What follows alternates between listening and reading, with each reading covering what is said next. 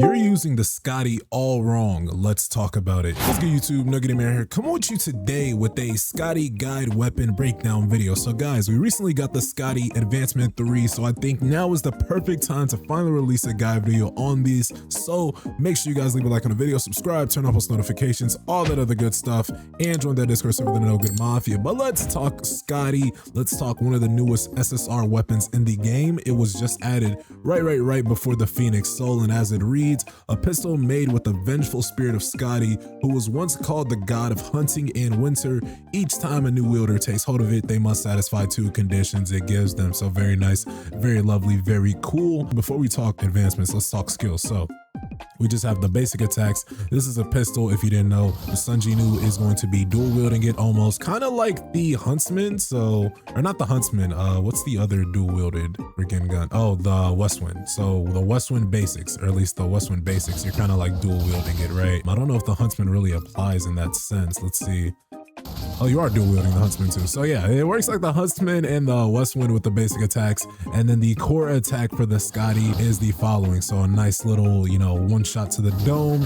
And then the Winter Hunting, the weapon skill is that right there. Boom, looks fire, looks nice. And honestly, one of the best weapon skill switches that I like, or at least the animation. So when Winter Hunting is used, which was the skill we just showed you, it activates Last Hunt. This applies the Skadi blessing effect for 7 seconds, and then when Winter Hunting also hits, it's going to apply Skadi's curse effect to the targets. Now let's talk these two effects. So Skadi's blessing, what this is going to do at advancement 0, it's going to increase the user's attack by 3% and also increase the user's defensive penetration also by 3%, and this will be for 10 seconds. And then Skadi's curse doesn't do anything too specific, it will just last for 7 seconds at advancement 0. Let's keep talking though, because we missed a little bit something about Last Hunt.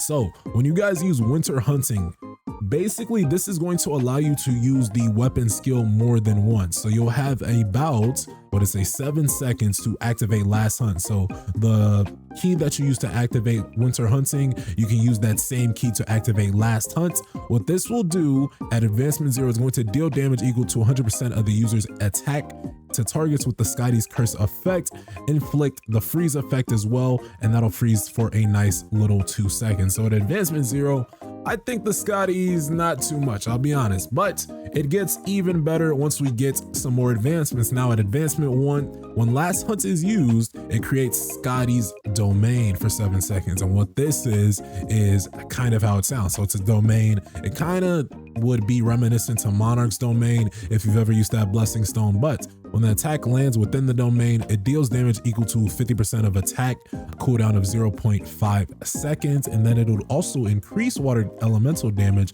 by 10% when used within the domain. This is pretty nice. So if you guys are comboing up the Skadi with, let's say, maybe the Grimoire, any SR water weapon, any future SSR water weapon, if there are any, there should be, but it'll be pretty nice. And we're going to talk some testing. We're going to actually use the Skadi and the Grimoire at the same time. So I'm very excited to see how that looks. But let's keep on going. Advancement 2, increasing the water damage by 10%. Very nice, very lovely. At advancement 3, and that's the highest we've got it so far. So advancement 3 is going to enhance Skadi's blessing. And what this is going to do, instead of just 10 seconds now and then the specific stat boost, it's going to be infinite. So during the entire match, very, very nice. And then this is going to stack up to 4 times. So instead of just 3% for 10 seconds each time you activate Skadi's blessing, it's going to be 3% every time you activate Skadi's blessing, and then it can stack up to 4 times, meaning you can get 12% attack boost and a 12% defensive penetration boost. At advancement 4, it'll decrease the cooldown on Winter Hunting like many advancement 4s, and advancement 5, the dagger, I want to call it almost, enhances the Last Hunt skill, and then instead of 100% damage, it's going to deal damage equal to 500% of the user's attack to targets within the Skadi's curse effect.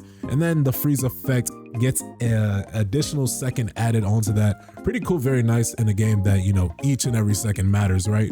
But how do you guys think about the Skadi? I'm gonna be honest, this will be my first time using it as far as just from a weapon standpoint, but or at least on my account. I've used it on the boy Shinx's account many times. Shout out Shinx, of course.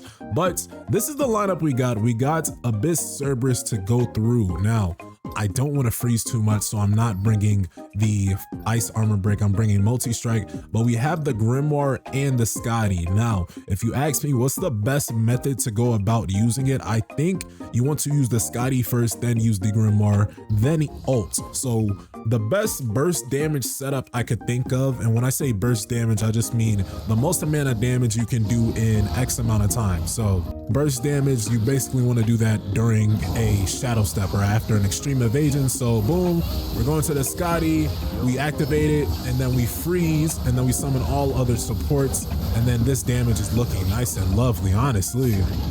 We probably should have used armor break if anything, but that would have got us more damage. But we're just fighting Black Serve, honestly. And let me just turn this down. I don't know if it's too loud. Usually I just think this is loud when I do weapon guide videos, but we're gonna turn that down just a tad bit, not sure. But yeah, guys, as far as the Skadi, man, I honestly hope I get way more opportunities to use this. I think it's a fun weapon to kind of experiment with because we're doing a bunch of damage and we're able to freeze our opponents tremendously. And as this beast should be breaking in a second, looks like he's not gonna break actually. Let's see if we can get in just a tad bit. Oh, looks like we broke through finally. That's lovely. Nice and dandy, nice and dandy. Let's hit him with another Skadi's Curse, Skadi's Blessing, and then we can freeze. And then if you don't freeze with the Skadi, feel free to freeze with the Grimoire after. So obviously these bosses have freeze cooldown and workshop and a lot of other various game modes. So you gotta play to your strengths, but you do wanna freeze, of course, with either one of these weapons because freezing will enhance your damage done, whether your opponent has Skadi's Curse, Skadi's Blessing on. We're trying to get that fourth blessing stack from Skadi's Curse, but I don't know, man. I don't think he's gonna survive. I'm not sure, but let's try to get behind him. Boom, one more Skadi's Curse, Skadi's Blessing, and boom. Oh, he was about to use his flamethrower move, but we used our water move, so boom. I personally like the Skadi. If we get more advancements on this, I am down to, do a full Workshop of Brilliant Light run using just the Skadi only. But what do you guys personally think about the Skadi? Where do you rank it in the newest, latest weapons? How do you feel about it? I feel pretty good because it's giving us some pretty good sets here. But leave your thoughts below in the comments below. Let me know what weapon you guys want to see next. But until then, leave a like on the video, subscribe, turn on post notifications, all that other good stuff. And I'll see you guys in the next one. Peace.